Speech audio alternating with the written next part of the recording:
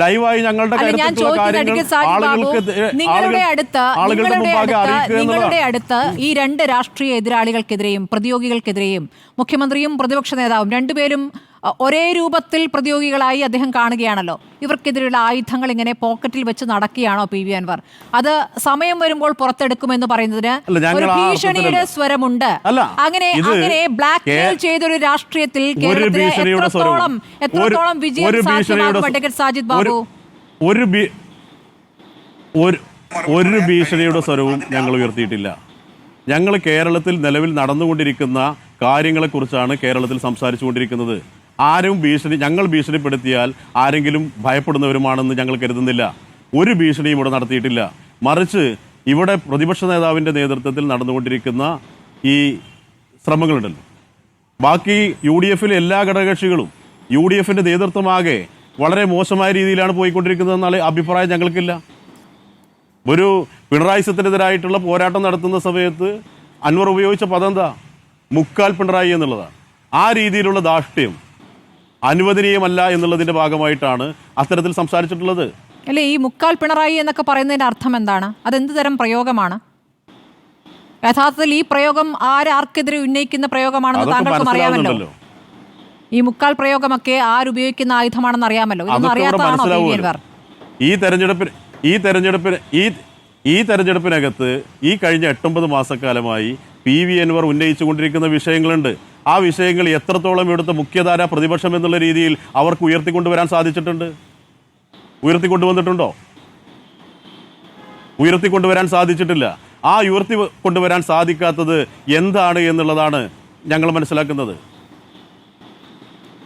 PV അൻവറിന് കേരള രാഷ്ട്രീയത്തിലുള്ള ഭാവി എങ്ങനെയാണ് നിങ്ങൾ വിലയിരുത്തുന്നത് അഡ്വക്കേറ്റ് സാജിദ് ബാബു? കാരണം ഇപ്പോൾ നേരത്തെ 2 തെരഞ്ഞെടുപ്പുകളും 2016-ലും 2021-ലും വിജയിച്ചത് ഇടതുപക്ഷത്തിന്റെ വോട്ട് പ്ലസ് കോൺഗ്രസിൽ ഉണ്ടായിരുന്ന ഭിന്നിപ്പ് മുതലെടുത്തുകൊണ്ട് കിട്ടിയിരുന്ന വോട്ട്, അതാണല്ലോ അൻവറിനെ ജയിപ്പിച്ചത്. ഇപ്പോൾ ഇടതുപക്ഷം പൂർണ്ണമായും ഐക്യപ്പെട്ടു നിൽക്കുന്നു, ഇപ്പുറത്ത് പ്രതിപക്ഷം പൂർണ്ണമായും ഐക്യപ്പെട്ടു നിൽക്കുന്നു. ഇതിൽ നിന്നും ചോർത്തി എത്ര വോട്ട് നേടുമെന്നാണ് ഈ അൻവറിന്റെ വീരവാദം? കേരള രാഷ്ട്രീയത്തിൽ സ്വന്തമായി വഴിവെട്ടി വന്നവനാണ് PV അൻവർ. 2011 നിയമസഭാ തെരഞ്ഞെടുപ്പിൽ ഏറനാട് നിയോജക മണ്ഡലത്തിൽ PK ബഷീറിനെതിരായി മത്സരിച്ച് 48,000-ലധികം വോട്ട് അദ്ദേഹം നേടിയിട്ടുണ്ട്. 2014 പാർലമെന്റ് തെരഞ്ഞെടുപ്പിൽ വയനാട് പാർലമെന്റ് തെരഞ്ഞെടുപ്പിൽ മത്സരിച്ച് 58,000-ലധികം വോട്ട് അദ്ദേഹം നേടിയിട്ടുണ്ട്. അതുകൊണ്ട് PV അൻവറിന് സ്വന്തമായി രാഷ്ട്രീയത്തിൽ വഴിവെട്ടി വന്ന ആളാണ്. അതുകൊണ്ട് ഏതെങ്കിലും മുന്നണി എല്ലാ കാലത്തും പിന്തുണക്കുമെന്ന് ഞങ്ങൾ പ്രതീക്ഷിക്കുന്നില്ല.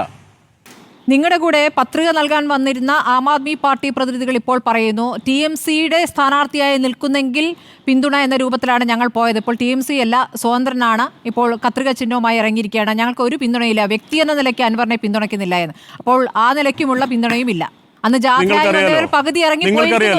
ആൾ ഇന്ത്യ തൃണമൂൽ കോൺഗ്രസ് അല്ല, നിങ്ങൾക്കറിയാലോ, ആൾ ഇന്ത്യ തൃണമൂൽ കോൺഗ്രസ് കേരളത്തിൽ ഒരു രജിസ്റ്റേർഡ് പാർട്ടിയല്ല, പശ്ചിമ ബംഗാളിൽ രജിസ്റ്റർ ചെയ്യപ്പെട്ടിട്ടുള്ള പാർട്ടിയാണ്. പശ്ചിമ ബംഗാളിൽ രജിസ്റ്റർ ചെയ്യപ്പെട്ടിട്ടുള്ള പാർട്ടി കേരളത്തിൽ മത്സരിക്കണമെങ്കിൽ തെരഞ്ഞെടുപ്പ് വിജ്ഞാപനം പുറപ്പെടുവിച്ച് 3 ദിവസത്തിനുള്ളിൽ ഫോം എയും ഫോം ബിയും കൊടുക്കണം. എന്നാൽ ഞങ്ങൾ മത്സരിക്കാനേ ഉദ്ദേശിച്ചിരുന്നില്ല. 31-ാം തീയതിയാണ് ഞങ്ങൾക്കുള്ള വാതിൽ കൊട്ടിയടക്കപ്പെട്ടപ്പോൾ 31-ാം തീയതി മാത്രമാണ് ഞങ്ങൾ തെരഞ്ഞെടുപ്പിൽ മത്സരിക്കാൻ തീരുമാനിച്ചത്.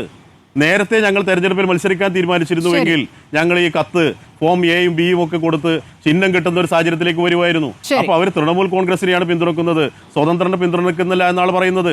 എന്നാലും ആം ആദ്മിയുമായി ബന്ധപ്പെട്ടിട്ടുള്ള ആളുകൾ ഞങ്ങളെ പിന്തുണക്കുമെന്ന് തന്നെയാണ് ഞങ്ങൾ ന്യായമായും പ്രതീക്ഷിക്കുന്നത്. അവിടുത്തെ കേരളത്തിലെ നേതാക്കൾ തന്നെയാണ് പറയുന്നത് അൻവർ എന്ന വ്യക്തിക്ക് ഞങ്ങളുടെ പിന്തുണയില്ല എന്ന്. അത് കഴിഞ്ഞു, അതിനി പ്രതീക്ഷിക്കേണ്ട എന്നാണ് പറയുന്നത്.